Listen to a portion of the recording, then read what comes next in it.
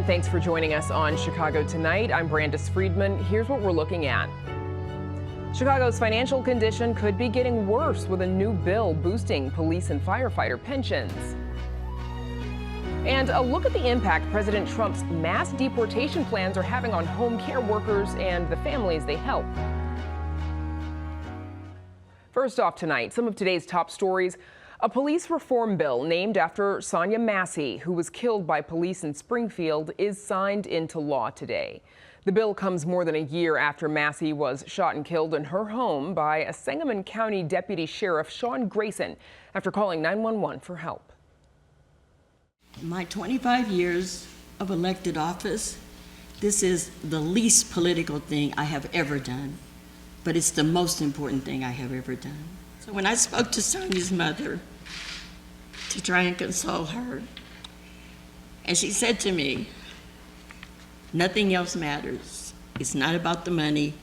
It's not about the attention. Nothing else matters to me. I just want you to get justice for my baby. The legislation requires law enforcement agencies to review an applicant's work history, including their employment records, before hiring them. Records show Grayson had worked for 6 departments in 4 years and had 2 convictions for driving under the influence. He's facing murder charges in Massey's death and has pleaded not guilty. The case of whether Chicago police officers are targeting Black and Latino drivers with traffic stops could soon become a class action lawsuit. Attorneys for the American Civil Liberties Union, or ACLU, previously filed the lawsuit on behalf of 5 Black and Latino plaintiffs who claimed they'd been repeatedly stopped by Chicago cops. That's both before and after filing the suit. If a federal judge agrees to certify the suit as a class action, meaning on behalf of all Black and Latino drivers ever stopped by CPD or ever will be in the future, it would sharply raise the stakes in the suit and pressure the city to settle to reduce the cost to taxpayers. The request relies on 2 new studies showing CPD's use of traffic stops disproportionately targeted Black and Latino Chicagoans. For more on those studies, please check out our website. Meanwhile, Chicago firefighters are one step closer to reaching a new contract. Mayor Brandon Johnson today confirmed the tentative agreement with Firefighters Union Local 2. If ratified, it would end a 4-year contract dispute. Crane Chicago Business is reporting the deal is retroactive and will include back pay and future raises. Up next, how a new pension bill could make Chicago's money problems even more complicated. That's right after this. Chicago Tonight is made possible in part by the Alexandra and John Nichols family, the Jim and Kay Mabey family, the Polk Brothers Foundation, and the support of these donors.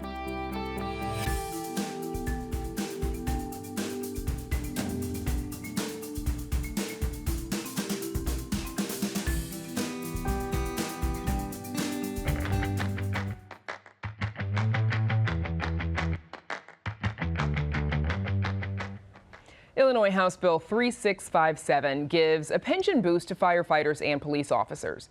At issue is whether Chicago can afford it.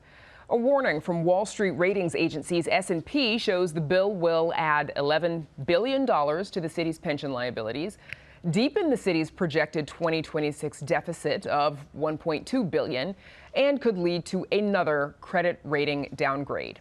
Joining us to figure these issues out are Austin Berg, Executive Director of the Chicago Policy Center, that's part of the Illinois Policy Institute, and author of The New Chicago Way, and Ralph Martiri, Executive Director of the Center for Tax and Budget Accountability and Professor of Public Policy at Roosevelt University. Gentlemen, thanks for joining us. Welcome back. Thanks, Brandis. Okay, so the city's annual financial report found that at the end of 2024, Chicago's Police and Fire Pension Fund had funding levels close to 25%. A city analysis shows that the bill would hurt the progress and drop both pension funds to less than 18%. Austin, starting with you first, is this new law, is it working against the city's progress? Absolutely. I would say this is one of the worst pieces of legislation since the parking meter deal for Chicagoans. And it's bad for the same reasons. One, it's financially irresponsible. You just showed in that graphic bringing them to 18% funded. These were already the worst funded police and fire pensions in the entire nation. It also adds pension debt at a time when Chicago's already paying more towards pensions and debt than any other big city in the nation. So that's the first reason it's financially irresponsible.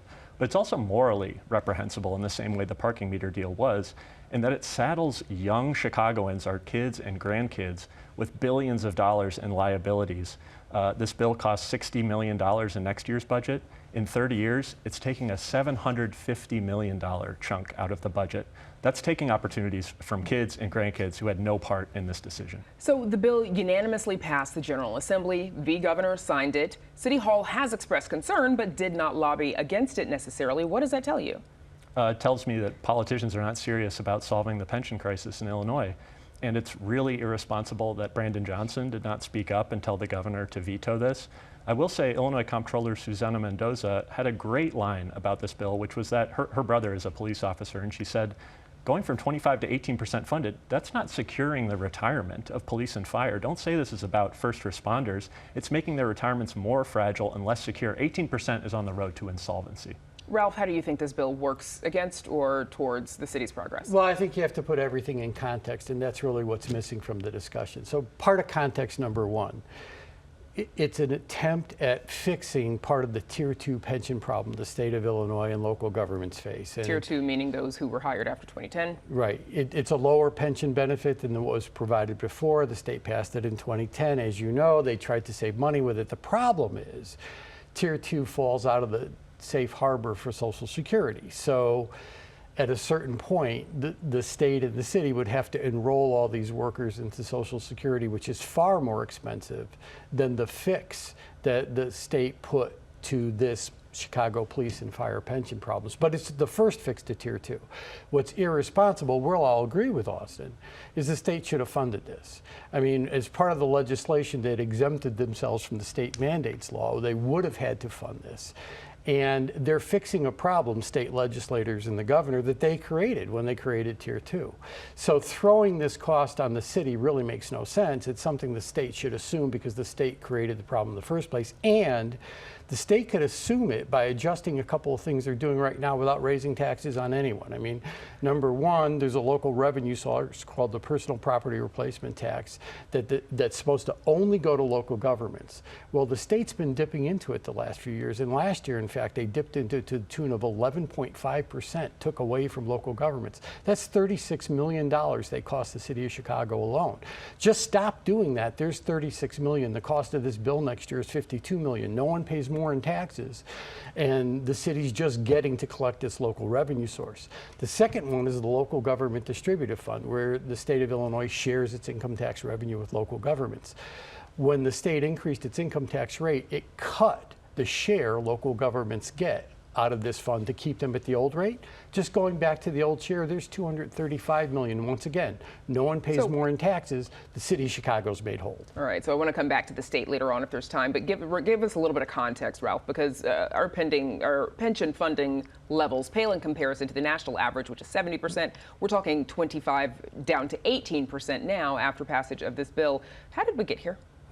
Well, we got here primarily not by benefits or anything innate to the pension systems. We got here because for generations, the state of Illinois, once again, you got to include the state, Grandis. The state of Illinois enacted legislation that allowed the city of Chicago to underfund its pensions, building up an unfunded liability. And in fact, you look at the growth in the unfunded liability, it's now standing at about $37 billion, which is a lot of money. 26 of that grew in a 20-year period just recently, almost all of which was due to underfunding. Pensions, benefits, and salaries actually didn't add to that increase at all. The other things that added to it were changes in assumptions and investment losses during the recessions. So the city did what a lot of folks are calling kicking the can down the road, basically. And the state enabled them. Okay, and I'm sure the state would have words about that as well, but they're not here tonight, so we've got you two. So this new pension bill, it makes some major changes, Austin. It changes the way the CPD employees' final average salary is calculated. So it used to average the last 8 years. Now it is the higher average of either the last 8 years or the last 4 years. What's the impact of that shift? Well, it's $11 billion in new liabilities that we can't afford. And by the way, the state can't afford that either. So the idea that the state is going to pay for this, especially while Chicago's asking for a bailout for CTA and Chicago Public Schools, that they were going to take on this new pension benefit, I think is ridiculous. I also think it's a total red herring. And the bill sponsor said this, and Ralph's saying it tonight, this idea that this was to fix safe harbor. Safe harbor is a rule from the IRS that says if you're a government worker and you're not getting Social Security, you better get a benefit that's as good as Social Security. So safe harbor makes sense. But saying that this sweetener was about safe harbor is like saying I heard a leak in my basement, so I demolished my house and I bought a new one next door. It is a sweetener, it's not a fix. And even though the bill sponsor said this actually does not fix safe harbor. So we need to be serious about this. We cannot keep giving these new benefits because, as we've seen, this is how we got here, way over promising and underfunding, and this is doing that even more. And generations of Chicagoans will pay for this irresponsible behavior. Ralph, how will this impact Chicago taxpayers? You know, like I said, it doesn't have to impact them at all. I mean, the state could right now cover this payment by just shifting some of the ways it shares revenue with local governments, period, end of story, and it should do that. It has every responsibility to do that because the fix it's making, and I just disagree with Austin, it does address Tier 2, and frankly, we're going to be looking at the bill higher, sponsor said it does not. Can I finish? Sure. We're going to be looking at higher pension costs across the board for our defined benefit systems because every analysis shows that they are falling out of the safe harbor, and so Tier 2 benefits have to go up. And this is a problem the state created, so it's a problem the state should fund. And unlike local governments, the state has more revenue options in its toolkit to deal with the problem. The city of Chicago is far more restricted in its revenue flows, and really, if you trace these fiscal connections together very clearly, the reason we over-rely on property taxes to fund schools and do all these other things, and our property tax burden is relatively high in Illinois, even though our overall tax burden, state and local combined, is Midland, is because the state doesn't fund what it should be funding. It should step to the plate. It created this problem. It should fund the problem, and there are ways to do it. Austin? $750 million in 30 years. That could pay for thousands of potholes being filled. It could pay for thousands of new positions in our schools. It could pay for police and fire. Instead, it's going down the drain to pensions and debt. And it's going to be paid for by people who are not even born yet today. And that is morally irresponsible. By the way, but you're there's ignoring, a lot. okay, no, so sorry, you're ignoring Ralph, the additional costs that they're going to have to pay for Social Security. Please let me finish, Ralph. I let you finish. So safe harbor, again, we're hearing that we need to do this to fix safe harbor, or the feds are going to come down our throats. There was not a single actuarial analysis presented to the public before this passed in Springfield showing that that was a problem, when and who was affected by this safe harbor issue. So you can't say, pass billions and billions of dollars onto the backs of young Chicagoans and say, just trust us, it's going to fix this problem. So then what is the that alternative? way. Because we have heard from the state is not coming to save Chicago on likely any number of things. We just talked about Chicago Public Schools on this program last night. The deal is done. The bill is done. So how is the city going to pay for it? Well, the city's going to have a really hard time paying for it. So I think there's three things that need to be done. One, all new employees should not be going into these sorts of defined benefit pensions. If that was a consumer product, it would have been taken off the shelves long ago. It's really doing harm to the city of Chicago and to retirees. Second, constitutional amendment to say we protect pension benefits that have been earned to date, but going forward in the future, we have to have changes there to protect retirement security and to protect taxpayers. And third, and this speaks to political courage, which we have not seen from anyone in Springfield or in Chicago, we need to allow in Illinois, just as Texas and California do and 23 other states, municipal bankruptcy, Chapter 9 bankruptcy. And bankruptcy is a heavy word, but Chapter 9 is the only way we're going to be able to get debt relief for young Chicagoans who had had billions of dollars poured onto them by mistakes of the past. You can renegotiate pensions in that court, and you can renegotiate things like the parking meter deal, bad, corrupt deals. Real quick, Ralph? Absolutely not. I mean, it's the most irresponsible. You talk about irresponsibility, letting the public sector declare any kind of bankruptcy is about as irresponsible as you could get. That's number one. Number two, we're blaming the benefits here when the benefits aren't the problem at all. It's been the irresponsible approach to funding the benefits. And in fact, this increase in benefits was needed to bring us at Tier 2. We're going to Tier 2 up to the safe harbor. We're going to need more increases in benefits across the board to get there. Number three, the benefits haven't contributed to the growth in the unfunded liability in the last 20 some odd years. It's all been irresponsible underfunding, investment losses in the couple of recessions, and changes in assumptions. So the state can and should fix these problems by adjusting some of its revenue policies. And frankly, we could fix the city of So- Chicago's pension problems by re-amortizing the debt. This costs nothing. Yep, and that is where we have to leave it. I love that, you numbers guys, you show up with your 3, 4, 5, 6-point plans. I appreciate it, but we're going to have to leave it there. Austin Berg, Ralph Martiri, thanks to you both. I appreciate it. Thank you.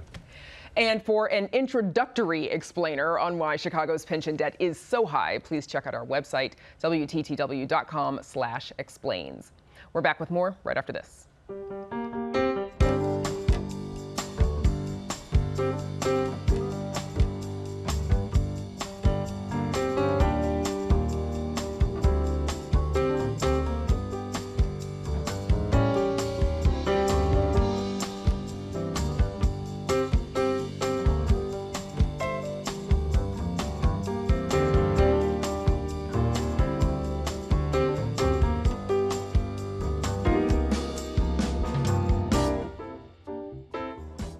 And we will get back to our program in just 2 minutes for our conversation about threats to the home care worker industry.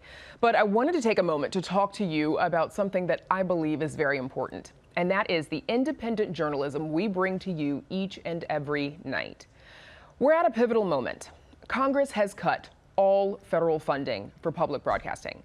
That funding helped ensure that stations like ours could share trusted news and information like we do on Chicago Tonight, reach children in underserved areas, and reflect the diversity of our communities. And while that funding is gone, our mission is not.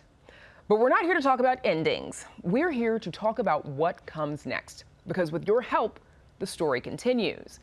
We're asking viewers to become members to allow us to continue the essential work we do. And when you become a member today, your contribution will be doubled through a generous matching grant. You can help us with a donation of any size by calling 773-588-1111, going to WTTW.com, or scanning the QR code on your screen. We can't thank you enough for the support that you have provided over the years, and that support has always made the difference. Public media has always been powered by people who believe in something bigger. You've proven that. And now we move forward together. At WTTW News, we bring you independent journalism, which is essential to our democratic society. We are responsible not to corporate interests, but to you, our viewers. We work hard to combat misinformation and disinformation. We provide fact-based reporting that lets you decide how to use that information. And we tackle complex topics and information because we respect you, our audience. We need your help, not just to survive, but to thrive. If you're already a donor, thank you. If you're not, double your impact with your donation to WTTW right now by calling 773-588-1111, going to WTTW.com, or scanning the QR code on your screen.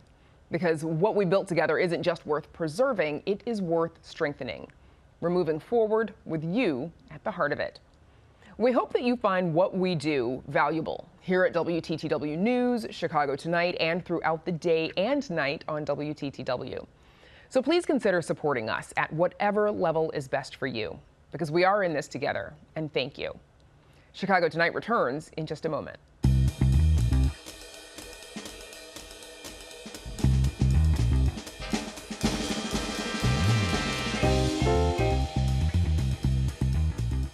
Mass deportation efforts are starting to impact the healthcare workforce. The U.S. Census shows more than half of home care aid workers in the Chicago metro area are non-U.S. citizens. But agencies and clients have started to report issues with immigrant employees showing up for work for fear of ICE raids. Those in the industry believe these actions could shrink an already understaffed workforce. Joining us now with more are Dr. Stephanie Woolhandler, Distinguished Professor of Public Health and Health Policy at Hunter College in New York City, and Michelle Garcia, Latinx Community Organizer for Access Living. Thanks to you both for joining us. Dr. Woolhandler, you co-authored a study on this very topic. What did you find? Well, we found that there's 3.4 million immigrants working in healthcare. More than 1 million of those immigrants are non-citizens. There's about 400,000 undocumented non-citizens working in healthcare. A lot of those folks are working as nurses' aides, nursing assistants. the backbone of the home care and nursing home workforce. So if those folks are deported, we're going to have huge shortages of staff for the home care sector, for the nursing home sector.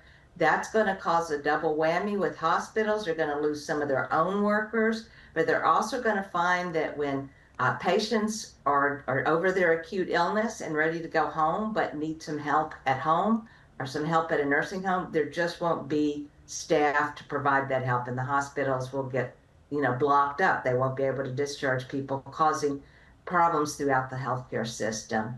And So these mass deportations are going to be a terrible problem for the U.S. healthcare system.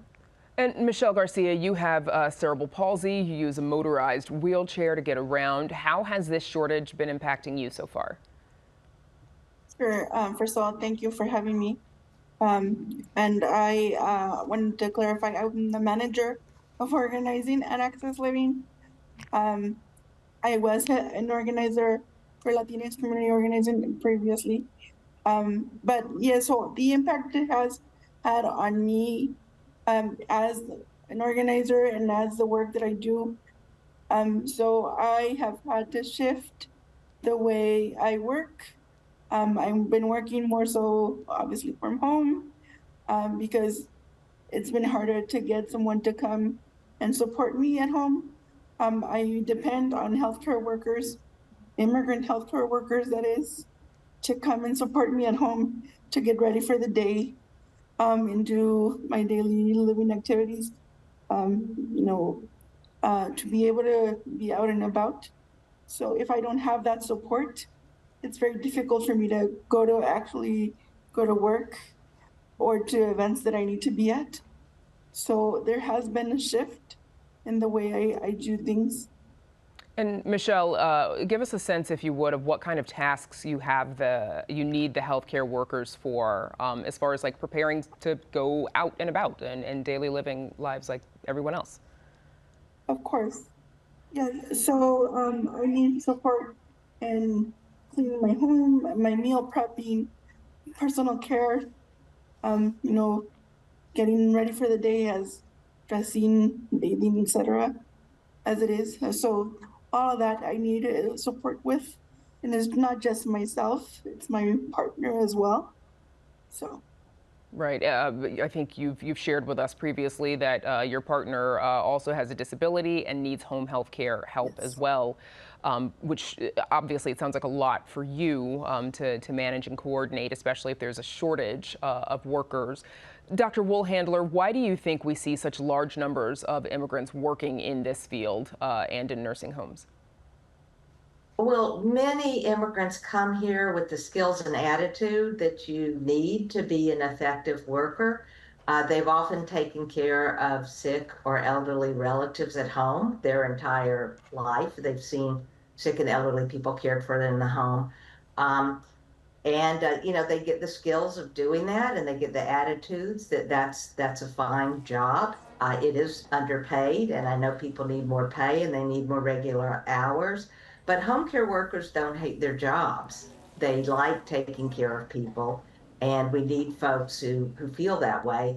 And so many of them have been immigrants, particularly the growth in workers in this field. About half of it has been immigrant labor. So we are really going to be in a bad situation if immigrants are deported. It's not going to be possible to replace all of these people. I do want to say, I meet a lot of immigrant health workers. There are people who come here to live safely and to work, and we need to respect the work that they're doing for us. Michelle, you had to go about 3 weeks without an aide because of this situation. How did you manage to care for yourself and your husband at the time? Yes, for sure. So I was speaking previously that just yesterday, late last evening, yesterday, the person came to support myself. So it had been about 3 weeks without the support, and how I manage is, I do what I can for myself and for my husband. We have the blessing that we have friends and family that come to our rescue. that as much as we have friends and family that come to our rescue, they're not ill-equipped they're not, healthcare workers that know exactly how to move a person here or help me transfer there this way or that way. It is very difficult for a family member or friend to be dependent on them at all times. So definitely that's how I get by, but it is not ideal, right? Of course. Dr. Woolhandler, we've got about 30 seconds left. Could the effects of these mass deportations worsen over time for this sector? Absolutely. We're just starting to see the mass deportations. The president is ending temporary protected status for a lot of groups, Haitians, Venezuelans, Cubans, who have provided a lot of home care workers, and that's being phased out over the next weeks or months. So we're definitely going to see the situation get worse. Okay, that's where we'll have to leave it. Best of luck to you both. My thanks to Michelle Garcia and Dr. Stephanie Woolhandler. Thanks. And that is our show for this Tuesday night. Join us tomorrow night at 5:30 and 10. Now, for all of us here at Chicago Tonight, I'm Brandis Friedman. Thank you for watching. Stay healthy and safe, and have a good night.